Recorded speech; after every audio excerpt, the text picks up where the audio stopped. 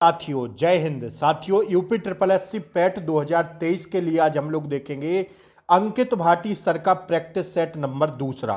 ध्यान रखिएगा, पैट परीक्षा में अति महत्वपूर्ण है यह प्रैक्टिस सेट आपको करना। साथियों आज मॉडल पेपर नंबर 2 है। ध्यान रखिएगा, इससे पहले मैंने एक प्रैक्टिस सेट पहला वाला करा दिया है। अगर आप लोगों ने पहले प्रैक्टिस सेट को नहीं देखा है तो लिंक आपको इसी क्लास के नीचे डिस्क्रिप्शन बॉक्स में मिल जाएगी पहले प्रैक्टिस सेट की, वहां आप लोग जाके जरूर देखिएगा।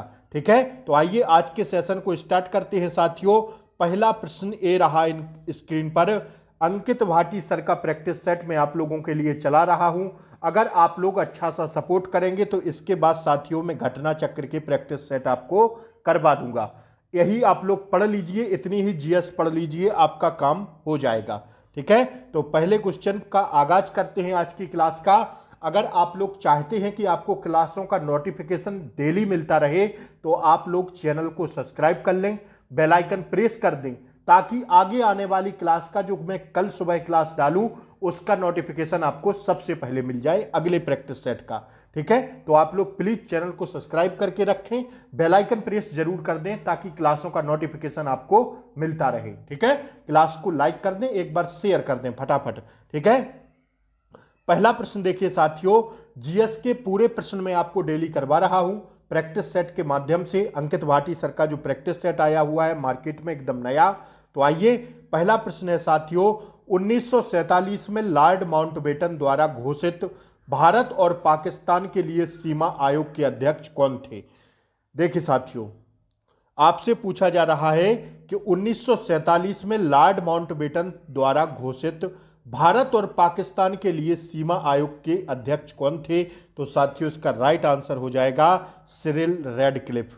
जो भारत और पाकिस्तान का बीच की जो सीमा साझा करती है वह रेडक्लिफ रेखा करती है। अगर आपसे पूछ ले साथियों कि भारत और चीन के साथ कौन सी सीमा साझा करती है, भारत और चीन सीमा को साझा करती है मैकमोहन रेखा। कौन सी साथियों? मैकमोहन रेखा। तो आपके यहां पर 2 क्वेश्चन कंप्लीट होते हैं। स्टार लगा के इस प्रश्न को छाप लेना। भारत और पाकिस्तान से सीमा साझा करती है रेडक्लिफ और साथियों भारत और चीन को सीमा साझा करती है मैकमोहन रेखा। यह प्रश्न पुलिस परीक्षा में पूछा गया है, पैट पिछले पैट में भी पूछा गया है यह प्रश्न, तो स्टार लगा के लिख लेना। ठीक है, आइए दूसरा प्रश्न है साथियों, जितने भी मैं प्रश्न करवाऊं आप लोग अपना टारगेट करके जरूर बताइए कि आज हमारा इतना सही हुआ। आप लोग हमसे पहले अपना आंसर दिमाग में सोच लिया करिए, फिर इसके बाद हमें जरूर बताया करिए कि सर हमारा कमेंट बॉक्स में जरूर लिखा करिए कि आपका कितना सही हो रहा है। ठीक है, दूसरा प्रश्न है साथियों, 1881 में केसरी अखबार की स्थापना किसने की थी? तो केसरी अखबार की स्थापना की थी साथियों बाल गंगाधर तिलक ने। यही इसका राइट आंसर है, ऑप्शन डी एकदम करेक्ट आंसर है। आइए तीसरा प्रश्न देखिएगा, महात्मा गांधी ने भारत में डैश डैश डैश की स्थापना की सिफारिश की जहां लोग सरल जीवन एवं उच्च सोच के आदर्श का अनुसरण करते हैं। तो साथियों महात्मा गांधी जी ने की थी किसकी? आदर्श गांव की। भरना था आपको, तो इसका राइट आंसर हो जाएगा दोस्तों आदर्श गांव की। क्या की थी? स्थापना की थी, सिफारिश की, जहां लोग सरल जीवन एवं सरल सोच के लिए आदर्श का अनुसरण कर सकें। तो किसकी? आदर्श गांव की स्थापना की थी। ध्यान रखिएगा साथियों, ऑप्शन डी इसका सही जवाब है। ठीक है, देख लीजिए ऑप्शन डी इसका करेक्ट आंसर है। अगला प्रश्न देखिए, निम्नलिखित में से किस वेद को गीत की पुस्तक, मंत्रों का वेद या गीत का योग भी कहा जाता है? ध्यान रखिएगा साथियों, बताना है आपको कि किस वेद को गीत की पुस्तक, मंत्रों का वेद या गीत का योग भी कहा जाता है। तो साथियों यह सामवेद को कहा जाता है। कौन से वेद को? सामवेद को कहा जाता है। ऑप्शन ए इसका करेक्ट आंसर हो जाएगा। ठीक है, आइए अगला प्रश्न देखिएगा, पांचवा साथियों, पार्श्वनाथ जो एक क्षत्रिय और बनारस के राजा अश्वसेन का पुत्र था वह डैश डैश डैश जैन तीर्थंकर बना। कौन सा तीर्थंकर बना था? तो साथियों वह बना था 23वां तीर्थंकर। कौन सा? 23वां तीर्थंकर बना था। ऑप्शन ए इसका सही जवाब हो जाएगा। अगर पूछ ले आपसे पहले तीर्थंकर कौन थे, तो पहले थे साथियों ऋषभदेव। कौन से थे? ऋषभदेव। पहले तीर्थंकर का पूछ ले तो ऋषभदेव। और जो पार्श्वनाथ जो एक क्षत्रिय और बनारस के राजा अश्वसेन का पुत्र था वह साथियों जैन तीर्थंकर था 23वां। ठीक है, ध्यान रखिएगा ऑप्शन ए इसका सही जवाब है। बढ़े हम अगले प्रश्न की ओर। आइए अगला प्रश्न देखिए साथियों, अशोक के शासनकाल की सबसे महत्वपूर्ण घटना कलिंग आधुनिक युग के डैश डैश डैश पर विजय थी, जो उनके जीवन का एक महत्वपूर्ण परिवर्तन सिद्ध हुआ है। तो कहां पर हुआ है साथियों? यह हुआ है कहां पर? उड़ीसा में। ठीक है, ऑप्शन डी इसका सही जवाब हो जाएगा साथियों। ठीक है, आइए अगला प्रश्न देखिएगा। 7वां प्रश्न है, निम्नलिखित संगीतकारों में से वह कौन से हैं जो 1253 से 1325 ईस्वी तक जीवित थे और जिन्हें पारंपरिक तबला और सितार के आविष्कार के रूप में जाना जाता है? तो साथियों वह थे कौन? ध्यान रखिएगा कौन सा क्वेश्चन है। 7वां इसका राइट आंसर हो जाएगा दोस्तों ऑप्शन बी। कौन थे? अमीर खुसरो साहब थे। ठीक है, आइए अब देखिएगा आप लोग 8वां प्रश्न अति महत्वपूर्ण है, स्टार लगा के छापना। इसको बताना है निम्नलिखित में से कौन सा विकल्प सुमेलित नहीं है। देखिए, करो या मरो यही विकल्प सुमेलित नहीं है, क्योंकि यह कहा था महात्मा गांधी जी ने। ठीक है, किसने कहा था? महात्मा गांधी ने कहा था। तो साथियों यही क्या हो जाएगा? राइट आंसर हो जाएगा, हमें बहुत सोचना ही नहीं है। ठीक है, करो या मरो का नारा किसने दिया था? महात्मा गांधी जी ने। ठीक है, तो यही राइट हो जाएगा, क्योंकि सीधा प्रश्न पूछा है कि कौन सा सुमेलित नहीं है। ठीक है, इंकलाब जिंदाबाद ये तीनों सही हैं। तो मुझे खून दो मैं तुम्हें आज़ादी दूंगा, यह साथियों सुभाष चंद्र बोस। स्वराज्य मेरा जन्मसिद्ध अधिकार है बाल गंगाधर तिलक। इंकलाब जिंदाबाद भगत सिंह। करो या मरो महात्मा गांधी। तो ऑप्शन ए इसका राइट आंसर है। आइए 9वां प्रश्न देखिए साथियों, तख्त ए अकबरी नामक मंच, तख्त ए अकबरी नामक मंच जहां पर अकबर का सम्राट के रूप में राज्याभिषेक किया गया था, वह किस राज्य में स्थित है? तख्त ए अकबरी नामक मंच जहां पर अकबर का सम्राट के रूप में राज्याभिषेक किया गया था, किस राज्य में स्थित है? तो भैया यह है किस राज्य में स्थित? इसका राइट आंसर हो जाएगा दोस्तों पंजाब में स्थित है। कहां पर? डी ऑप्शन सही हो जाएगा। ठीक है, आइए निम्नलिखित में से कौन सा हड़प्पा स्थल शिल्पकारों के उत्पादन से संबंधित नहीं है? तो इसका दोस्तों राइट आंसर हो जाएगा मांडा। ठीक है, ऑप्शन बी इसका करेक्ट आंसर है। आइए अगला प्रश्न देखिएगा। यह प्रश्न देखिए साथियों, देखिए आपसे पूछा जा रहा है, ज्योग्राफी के बेहतरीन प्रश्न है। देखिए भारत के 4 हिल स्टेशन नीचे दिए गए हैं। देखिए तो इसमें क्रम से लगाना है, तो क्रम अभी नीचे है, ऑप्शंस मैं बता रहा हूं। पहला मन्नार, पी पर आता है, क्यू कुर्ग, माउंट आबू, डलहौजी। बताना है कि निम्नलिखित में से कौन से दक्षिण से उत्तर की ओर उनके स्थानों के सही क्रम का प्रतिनिधित्व करता है। तो देखिए जो मन्नार है साथियों, यह कहां पर पड़ता है? मन्नार आपका पड़ता है साथियों कहां पर? ध्यान रखिएगा तमिलनाडु में। और अगर बात करते हैं कुर्ग की, तो यह साथियों कर्नाटक में पड़ता है। ठीक है, कुर्ग कहाँ? कर्नाटक में। माउंट आबू दोस्तों राजस्थान में, और डलहौजी पड़ता है कहां पर? हिमाचल प्रदेश में। ठीक है, हिमाचल प्रदेश में। तो इस हिसाब से इसका राइट आंसर हो जाएगा दोस्तों PQRS। एकदम सही लगे हुए हैं हिल स्टेशन। ठीक है, तो इसका राइट आंसर हो जाएगा दोस्तों कौन सा? PQRS। ऑप्शन ए इसका सही जवाब हो जाएगा। ठीक है, एक बार ऑप्शंस देखना चाहें क्वेश्चन तो देख लीजिए, चाहे तो स्क्रीनशॉट ले सकते हैं आप लोग। अब मैं आगे कंटिन्यू करता हूं। ले लिए होंगे स्क्रीनशॉट। आइए ऑप्शन ए इसका दोस्तों सही आंसर है। ठीक है, आइए अगला प्रश्न देखिएगा, उत्तर और दक्षिण भारत को कौन सी पर्वत श्रृंखला पृथक करती है? तो भैया उत्तर और दक्षिण को कौन सी पर्वत श्रृंखला पृथक करती है दोस्तों? ऑप्शन सी पश्चिम घाट। ठीक है, आइए अगला प्रश्न देखिएगा। आपसे पूछा जा रहा है कि निम्नलिखित युग्मों में से कौन सा युग्म पहाड़ी दर्रों के संदर्भ में सही है? तो दोस्तों सही कथन बताना है। तो सही कथन है साथियों कौन सा?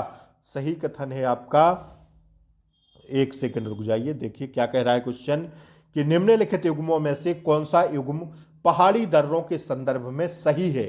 सही कौन सा है? ठीक है, तो सही जो है साथियों सही हो जाएगा कौन सा? 13 का राइट आंसर हो जाएगा दोस्तों ऑप्शन सी, लिपुलेख जो है उत्तराखंड में है। ठीक है, तो यही सही हो जाएगा ऑप्शन सी। अगर हम बोमडिला दर्रा की बात करते हैं तो दोस्तों यह कहां पर है? यह साथियों अरुणाचल प्रदेश में है। कहां पर? अरुणाचल प्रदेश में। ठीक है, कहां पर है? अरुणाचल प्रदेश में है। छाप लेना फटाफट। नाथुला दर्रे की बात करें तो दोस्तों यह सिक्किम में है। ठीक है, कहां पर? सिक्किम में। अगर रोहतांग दर्रे की बात करें तो यह साथियों कहां पर है? ध्यान रखिएगा यह आता है आपका कहां पर? हिमाचल प्रदेश में। ठीक है, हिमाचल प्रदेश में। छाप लीजिए फटाफट। आइए अब मैं आगे बढ़ता हूं। आइए देखिए, हिमालय की निम्नलिखित चोटियों का उनकी ऊंचाई के साथ सही मिलान कीजिए। तो सही मिलान करना है तो भैया माउंट एवरेस्ट की ऊंचाई कितनी है? 8,848 किलोमीटर, हम सब लोग जानते हैं। ठीक है, 8,848 किलोमीटर है। तो भैया पहले का क्या हो रहा है? पहले का ऑप्शन बी हो रहा है। अगर ऑप्शन में देखेंगे तो पहले का बी कौन से में दिया गया है? ऑप्शन ए में दिया गया है। दोस्तों यही राइट आंसर हो जाएगा, ज़्यादा दिमाग हमें खर्च करना ही नहीं है। ठीक है, आइए बढ़े अगले प्रश्न की ओर। देखिए, कम से कम डैश डैश डैश वर्ष की अवधि के दौरान किसी स्थान के मौसम की अवस्थाओं तथा विविधताओं की औसत परिस्थितियों वहां की जलवायु कहलाती है कितनी? तो दोस्तों इसका राइट आंसर हो जाएगा 15 का ऑप्शन बी 30 कहलाती है। ठीक है, 30 इसका राइट आंसर है। बढ़े हम लोग अगले प्रश्न की ओर। आइए अगला प्रश्न पर बढ़ते हैं। निम्नलिखित में से किसने सबसे पहले यह तर्क दिया कि उच्च घाटे की स्थिति में लोग धन की अधिक बचत करते हैं? इकोनॉमी के लाजवाब प्रश्न आ गए हैं। ठीक है, जिस हिसाब से आपका पेपर पूछा जाएगा वैसे ही अंकित भाटी सर ने प्रैक्टिस सेट तैयार किया है, तो वह मैं आपको करवा रहा हूं। 30 क्वेश्चन जीएस का मैं आपको डेली करवाऊंगा इस प्रैक्टिस सेट से। इसके बाद मैं करंट और हिंदी के क्वेश्चन भी करवा दूंगा। तो अभी मैं जीएस के प्रश्न करा रहा हूं 30। ठीक है, डेली पहला प्रैक्टिस सेट साथियों हो गया है। आप लोग जाके जरूर देखिएगा, लिंक इसी क्लास के नीचे डिस्क्रिप्शन बॉक्स में मिलेगी। पहला प्रैक्टिस सेट मैंने करा दिया है। यह प्रैक्टिस सेट आप कर लीजिए, जीएस में आपको दिक्कत नहीं आने वाली साथियों। बस मेरे साथ जुड़े रहिए, चैनल को सब्सक्राइब कर दें, बेल आइकन प्रेस कर दें ताकि रोज क्लासों का आपको एग्जाम तक नोटिफिकेशन मिल सके। आप इतना ही पढ़ लीजिए, जीएस की टेंशन आपकी खत्म हो जाइए, रट लीजिए इन प्रश्नों को बस। ठीक है, रोज मैं आपको प्रश्न करा रहा हूं, आप लोग प्लीज पूरे ही वीडियो को लास्ट तक देखा करिए। और 30% जैसे आपके हिस्ट्री और साथियों पॉलिटी, ज्योग्राफी, इकोनॉमी, साइंस जितने भी पोर्शन बटे हुए हैं वैसे ही प्रश्न सर ने बनाए हैं। तो साथियों आपको जरूर रहना है क्लास में। ठीक है, क्लास को लाइक कर दीजिए, शेयर कर दीजिए। बाद में अपना टारगेट जरूर बताया करिए कि 30 में से आपका कितना सही हुआ, अभी आप लोग कितने पानी में हैं। ठीक है, प्रैक्टिस सेट से ही साथियों एक बात स्पष्ट ध्यान रख लेना आप लोग, अभ्यास अभ्यास अभ्यास, अभ्यास ही सफलता की कुंजी होती है। यह बात आप लोग गांठ बांध लेना। जितना आप लोग अभी अभ्यास कर लेंगे आपको पेपर में दिक्कत नहीं होने वाली, नो डाउट।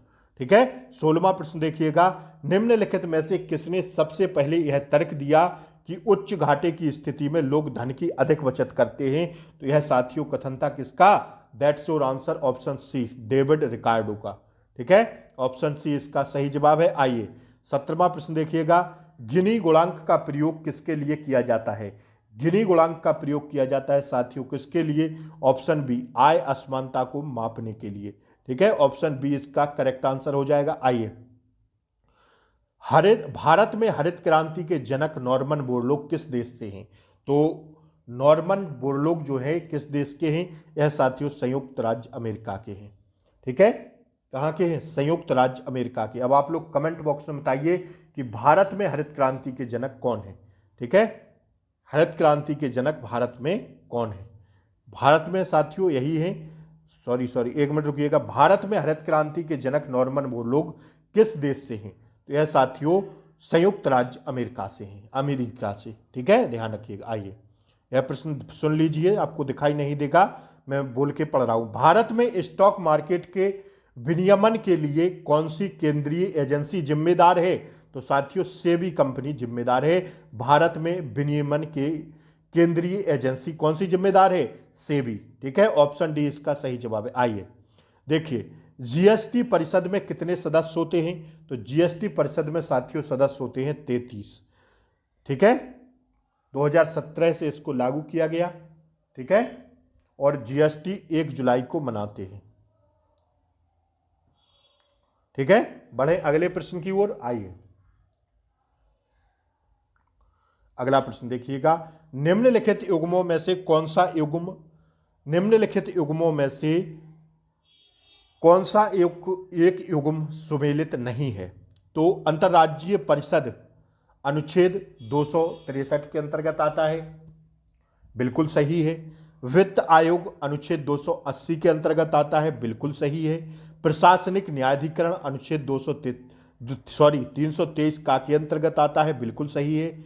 सुमेलित नहीं है जो साथियों संघ लोक सेवा आयोग, यह साथियों 318 नहीं 315 आर्टिकल के अंतर्गत आता है।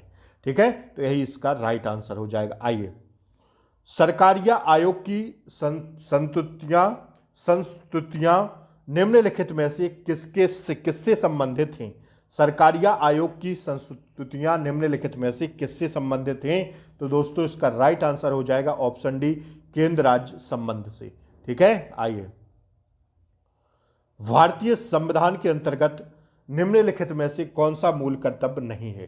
तो जो साथियों लोक चुनावों को मतदान करना, यह साथियों लोक चुनावों में मतदान करना, यह भारतीय संविधान के मूल कर्तव्य के अंतर्गत नहीं आता है। मूल कर्तव्य की बात करें तो इन्हें रूस से लिया गया, भाग 4A में जोड़ा गया।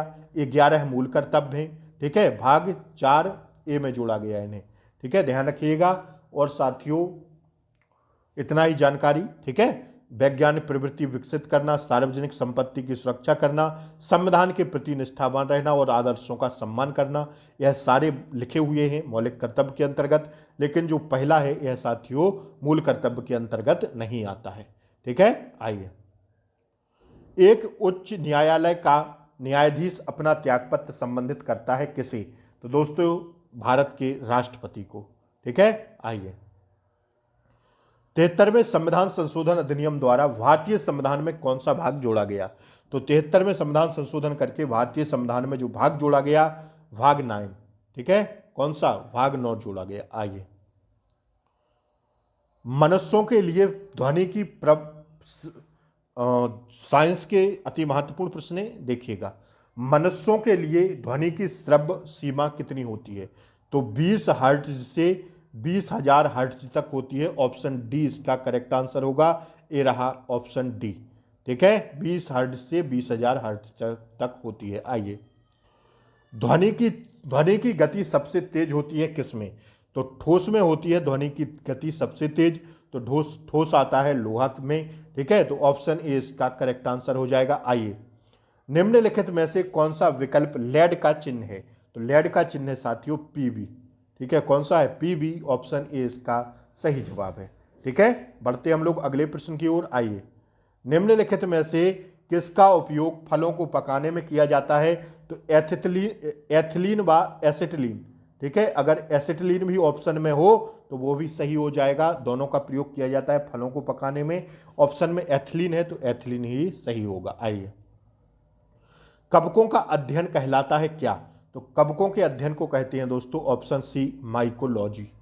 आज की क्लास कैसी लगी? अच्छी लगी हो तो लाइक शेयर सब्सक्राइब कर दें। अपना टारगेट जरूर बताएं, 30 में से आज आप लोग कितना सही कर पाए अंकित भाटी सर के प्रैक्टिस सेट से। जय हिंद, मिलते हैं अगली क्लास के साथ। तब तक के लिए जय हिंद, टेक केयर, बाय बाय, नमस्कार। दूसरा प्रैक्टिस सेट आज आपका यहां पर समाप्त होता है। मिलेंगे कल तीसरे प्रैक्टिस सेट के साथ। नमस्कार नमस्कार।